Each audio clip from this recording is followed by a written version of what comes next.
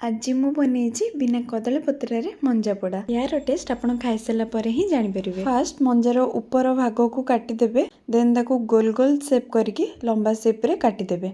Then से लुण पकेकी ताको भल से चकुड़ी देबे जेमति तार पानी बाहरी आसीबो। तापरे मंजा को आमे भल से धोईकी ताको चुपुड़ी देकी आ गोटे जगह रखी दबा। आपण एठी सफा कपड़ा भी यूज करि परिबे।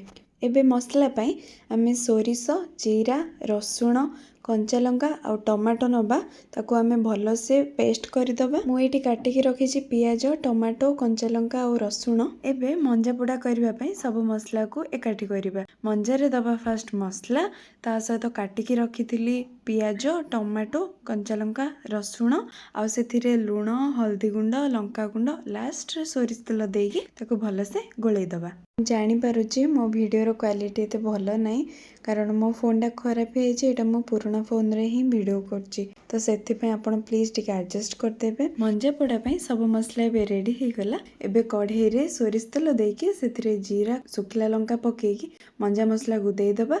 देन ताको 10 रु 15 मिनिट घोड़े की रखी दबा। देखंतु एबे मंजा पोड़ा हमर हे गलानी। वीडियो टी केमति लागिची प्लीज कमेंट रे जणेबे। नमस्कार।